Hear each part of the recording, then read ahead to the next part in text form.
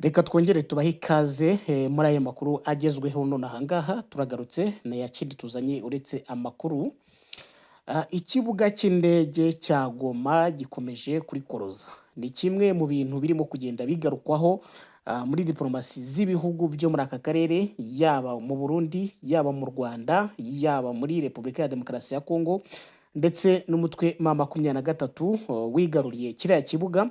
Kugeza ubu ngubu niyo ngingo ikomeje kugenda igarukwaho, ariko cyane cyane iki kibuga cy'indege cya Goma gikomeje kugenda kigarukwaho cyane cyane na perezida w'Ubufaransa Emmanuel Macron, wakomeje gutsimbarara avuga ko iki kibuga kigomba gufungurwa kugira ngo haboneke uburyo hatangwa ubutabazi cyangwa hakorwa ibikorwa by'ubutabazi ku baturage ngo bavanywe mu byabo n'intambara mu myaka 4 ishize. Intambara itangiye, intambara hagati ya M23 na FARDC na coalition yayo, no kuvuga Wazalendo, Abarundi, SADC nazo zanyuzemo, murabizi hanyuzemo abacancuro n'uyu munsi haraho bakiri hara mu bice bya Uvira. Ubu rero iki kibuga cy'indege cya Goma gikomeje gusa naho kirya mu mutwe perezida Emmanuel Macron. Ndetse ejo bundi ubwo yari mu nama ya G20 yabereye muri Afrika y'Epfo Johannesburg, perezida Emmanuel Macron yongeye gukomoza cyane kuri iki kibuga. Ariko sibyo tugiye kugarukaho, ahanini turagaruka ku guterana amagambo hagati ya perezida Emmanuel Macron ndetse na minisitiri w'ububanyi n'amahanga w'u Rwanda Olivier Nduhungirehe. Bapfuye iki? Bapfuye Goma. Hari ingingo eshanu minisitiri w'ububanyi n'amahanga w'u Rwanda Olivier Nduhungirehe atanze zituma M23 idafungura ikibuga cya Goma. Byose twabikusanyije kandi tugomba kubibagezaho. Ugiye kureba ni mu gihe perezida Emmanuel Macron yishimiraga ko yakusanyije miliyari 1.5 z'amayero ngo yo gufasha Kongo, uyu mu perezida yongeye kumvikana anenga bikomeye umutwe wa M23 avuga ko wanze gufungura ikibuga cy'indege cya Goma. Nkuko nari mbivuze, na amagambo yatangarije Johannesburg mu nama ya G20. Perezida Emmanuel Macron rero mu by'ukuri urebye ni ibintu bisa naho byongeye gututumba cyangwa byongeye kuzamura umwuka mubi, bikaba mu by'ukuri bavuga ko byakomeye ku ruhande rwe, ntabwo yababeshye. Ariko ku ruhande rwa minisitiri w'ububanyi n'amahanga w'u Rwanda Olivier Nduhungirehe afite ukundi abibona. Olivier Nduhungirehe ntiyigeze aripfana. Mu gisubizo kirimo ingingo eshanu zikomeye, Nduhungirehe yeretse Macron na leta ya Kongo ko ibyo bavuga bitajyanye n'ukuri kwibera ku butaka bwahariya mu burasirazuba bwa Kongo. Hagati aho ngaho ikibazwa rero, ese Kinshasa irashaka gutegeka ikibuga cy'indege itagenzura? Ishaka mu by'ukuri yuko gifungurwa kandi atariyo ikigenzura? Amasezerano ya Doha se yo arabivugaho iki? Ibyo byose twabibakusanyije. Wowe rero ntucikwe, kurikira iyi nkuru. Reka ntangire ndeba uburyo Macron yavuze kuri icyo kibazo.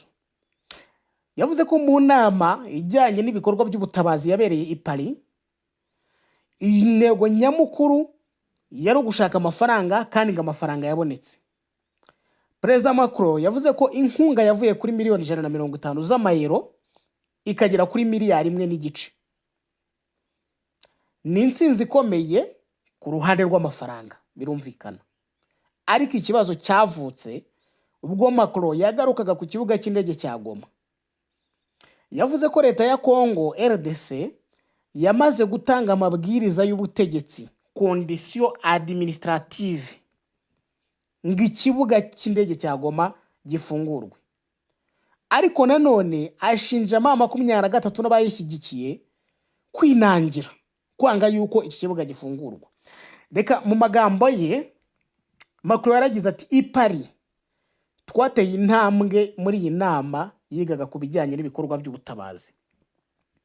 Mbere na mbere yakusanyije amafaranga muri gahunda itari ifite abaterankunga. Twarenze cyane miliyari y'amayero, tugeze kuri miliyari 1.5. Mbere y'iyi nama twari turi kuri miliyoni 150 z'amayero. Bivuze ko inkunga y'ubutabazi muri RDC twayikubye inshuro 10. akomeza ati ubu kandi twari twashyizeho ingingo zifatika nko gufungura ikibuga cy'indege cya Goma n'ibigomba gukorwa ngo bikunde. Ndabona ko uyu munsi nta mbaraga zashyizweho na M23 cyangwa abagenzura ikibuga cy'indege cya Goma kugira ngo gifungurwe. Nyamara leta ya RDC yo yamaze gushyira amabwiriza y'ubutegetsi akenewe. Ati ndasaba nshimitse impande zose bireba ku bijyanye n'ubutabazi gutera intambwe kugira ngo hagire igikorwa. Macron akomeza ati hanyuma nk'uko mubizi habaye inama y'ubuhuza i Doha yatumye habaho intambwe mu bya politike n'ibiganiro na M23. Tugomba gukomeza, ikibazo kirakomeye cyane ku buryo tutakireka uko kimeze. Tugiye kureba mu by'ukuri nyuma y'aya magambo Minisitiri w'Ububanyi n'Amahanga w'u Rwanda ageze gutya nawe yikoza kuri Twitter asubiza Perezida Macron ku bijyanye n'ibingibi yatangaje. Olivier Nduhungirehe yahise agira gutya ashyira hanze, genda bavuga ngo ni ugukozi baba muri wino akandika, yakoresheje baba muri wino nawe arandika ashyira hanze ingingo 5 zinyomoza ibyo Macron na Kinshasa bavuga. Ingingo ya mbere, Nduhungirehe yatangiye yibutsa Macron ko ubwe yivugiye ko iby'ifungurwa rya Goma cyangwa ry'ikibuga cy'indege cya Goma bizaganirwaho i Doha muri Qatar, atari ibintu byagomba kuganirwaho i Paris. Ati mu nama y'ubutabazi ku karere k'ibiyaga bigari yabereye i Paris kuwa 30 Ukwakira 2025, nta bwumvikane bwabayeho mu bitabiriye ku cyemezo ntakuka cyo guhita bafungura ikibuga cy'indege cya Goma ako kanya. Ati ukuri nuku. Wone Nduhungirehe. Ingingo ya mbere cyangwa ziriya mpamvu 5 twabararikiye zigaragaza yuko M23 itazafungura ikibuga cya Goma. Icya mbere, mu ijambo rye risoza inama y'Ipari, Perezida Emmanuel Macron ubwe yivugiye ko ibigenderwaho cyangwa se condition kugira ngo kiriya kibuga cy'indege gifungurwe bizaganirwaho i Doha. Ni mu gihe Minisitiri w'Ububanyi n'Amahanga nyine Nduhungirehe akomeza asobanura ko mu kiganiro n'abanyamakuru gisoza inama ku ifungurwa ry'ikibuga cya Goma byemejwe ko kibizava i Doha, bizaganirwa i Doha, atari ibintu byaganiriweho i Paris. Ati u Rwanda nari impagarariye i Paris narwo niko rwabivugaga, nta kindi rwavuze gitandukanye n'ibyo. Rwemeye yuko i Doha ariho hazava umuti w'ifungurwa ry'ikibuga cy'indege cya Goma. Ibiganiro bya Doha ejo bundi hasinywe principe zizagenderwaho, byazisinywe twabibagejejeho. Icya kabiri cyangwa ingingo ya kabiri Nduhungirehe yavuze y'impamvu ikibuga cya Goma kitari gufungurwa. Ifungurwa ry'ikibuga cy'indege cya Goma ntirishobora gushingira ku mabwiriza y'ubutegetsi cyangwa condition administrative yatanzwe n'uruhande ruri mu makimbirane rudafite nako gace mu biganza byarwo physical man. Ntabwo leta ya Kongo ntigenzura ikibuga cy'indege cya Goma ubu ngubu. Ni gute noneho itanga condition administrative zo gufungura ikibuga cy'indege cya Goma? Ntabwo bibaho. Ati ibiganiro bigomba byanze bikunze guhuza abayobozi bafite ako gace mu maboko yabo, autorité dauphin. M23 yavugaga niyo byaba ari ukubera impamvu z'ukuri n'umusaruro ukenewe, M23 igomba kujya mu biganiro byo gufungura ikibuga cy'indege cya Goma. Ntabwo gufungura ikibuga cy'indege cya Goma biri mu maboko ya leta ya Kongo kuko ntabwo ari ihagenzura. Impamvu ya gatatu niyo tugezeho. Ati ndabona ko amabwiriza y'ubutegetsi yatanzwe na Kinshasa aho bavuga ko ikibuga cyagenzurwa byuzuye n'ikigo cya leta gishinzwe iby'ibibuga by'indege RVA, ni Kongo, leta ya Kongo yo ibivuga yuko ikigo cya leta gishinzwe ibibuga by'indege RVA aricyo cyagenzura kiriya kibuga mu gihe cyafungurwa, ariko ngo aya mabwiriza akaba atandukanye n'amabwiriza yatangiwe i Paris, aho byavugwaga yuko iki kibuga cyazagenzurwa mbere na mbere na MONUSCO, naho mu gice cya mbere, igice cya mbere cyagenzurwa na MONUSCO, hari igice cyagenzurwa na MONUSCO, ikindi gice kikagenzurwa na AFC M23. Ati ni gute leta ya Kongo itanga condition administrative zivuga yuko ikigo gishinzwe kugenzura ibibuga by'indege muri Kongo RVA kigomba kugenzura iki kibuga, kandi bihabanye n'ibintu byaganiriweho i Paris bivuga yuko biramutse bibayeho MONUSCO igice kimwe yakigenzura, ikindi kikagenzurwa na M23. Iyo ni impamvu ya gatatu.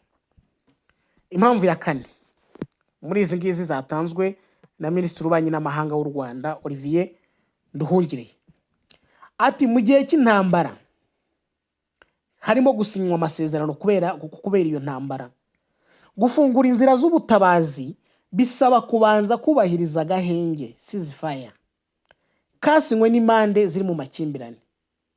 Mu yandi magambo, si amabwiriza y'ubutegetsi yashyizweho bidafite ishingiro na Kinshasa azatuma ikibuga cya Goma gifungurwa, ahubwo ni uguhagarika by'ukuri ibitero by'amabombe bya buri munsi bikorwa n'indege z'intambara na drone za Kinshasa.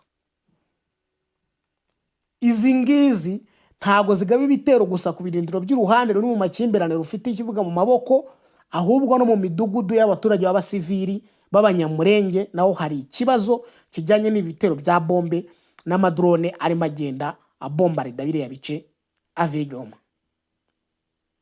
Ati ibi ngibi mu by'ukuri ugiye kwitegereza ntabwo ari ibintu twebwe tubona yuko, ntabwo mu gihe ataraboneka agahenge ntabwo nubwo butabazi ntibwaboneka, kandi koko nibyo. Ugiye kwitegereza ukabona indege zihanurwa, hari indege ya Croix Rouge yegeze guhanurwa, bavuga yuko ngo abayirimo ngo cyangwa ngo n'ibyitwaye ngo bifitanye isano na M23. Ibyo rero urumva niba nta gahenge karaboneka ntabwo ikibuga cy'indege cyafungurwa. Impamvu ya gatanu ari nayo ya nyuma, hibukijwe ko amasezerano ya mbere agomba kuganirwaho hagati ya guverinoma ya Kongo na AFC M23 muri gahunda y'amasezerano ya Doha yasinywe kwa 15 Ugushyingo 2025.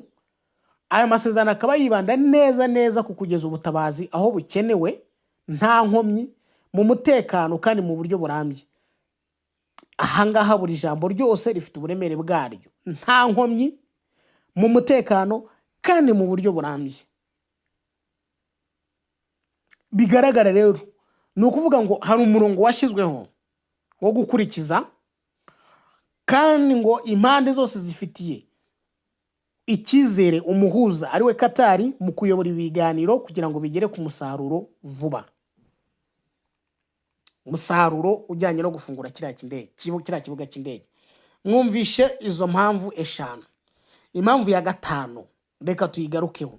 Hari amasezerano yasinywe muri gahunda ya Doha, yasinywe ejo bundi kwa 15 Ugushyingo, avuga neza ko ubutabazi bukenewe bugomba gukorwa nta nkomyi, mu mutekano kandi mu buryo burambye. Ese hari umutekano kandi bombardement tuzibona buri munsi?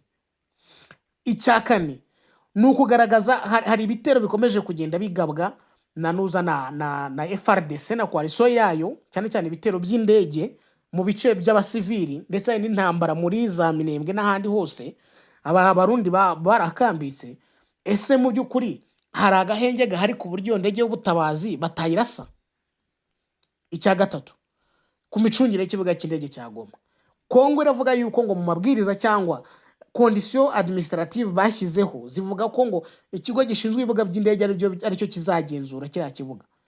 Ese koko niko byavuzwe cyangwa hemejwe yuko MONUSCO ku ruhande rumwe urundi M23 ariho bagomba kuzagenzura kiriya kibuga? Impamvu ya kabiri, nta kuntu leta ya Kongo yashyira amabwiriza yo gufungura ikibuga cy'indege kandi atariyo ikigenzura. Impamvu ya mbere, gufungura ikibuga cy'indege ntabwo biteganywa na Paris, biteganywa n'ibiganiro bya Doha. Niyo mpamvu M23 idafungura ikibuga cy'indege cya Goma. Izo ni impamvu eshanu twagiye turambura, ariko ngarutseho mu ncamake.